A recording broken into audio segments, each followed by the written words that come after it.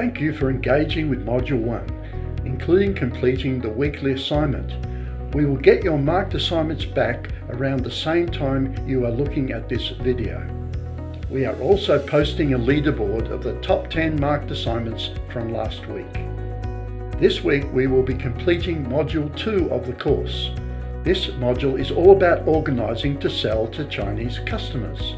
The 3 elements we will examine are how to create a sales funnel to recruit the customers, how to fulfill customer demand, and planning a development funnel to allow your company to tackle progressively larger market segments. In this module, we will be primarily focusing on things that are different in China, rather than those that are the same as in Australia. We will also be focusing primarily upon B2C and B2B2C sales rather than enterprise B2B product sales, as the former represent around 70% of the companies doing this course. The first assignment question to be answered is, what are to be the major components of your marketing communications program at the top of your sales funnel to enable you to reach out to your first market segment and drive them to your sales machine? The marketing communications element of this funnel will have many components which are similar to Australia, most notably the fact that paid advertising and search in China in traditional or online media is very expensive. Each major form of media in Australia and China have their direct counterparts. A few elements are, however, different in China.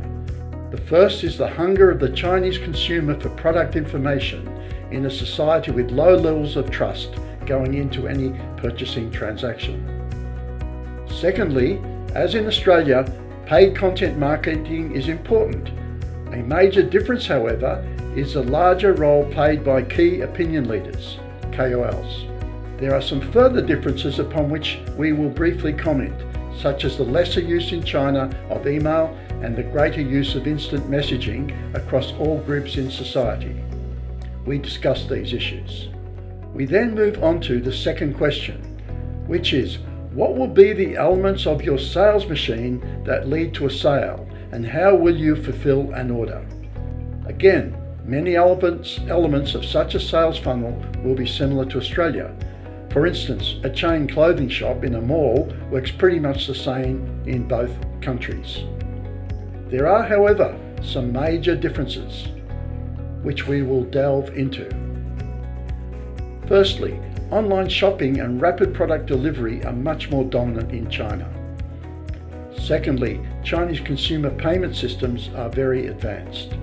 Thirdly, of great relevance to particular types of Australian exporters, there is the phenomena of the Daigo. Another issue of relevance to many Australian companies will be whether they should appoint a distributor or distributors in China, and how they should go about locating, choosing, and supporting such organisations.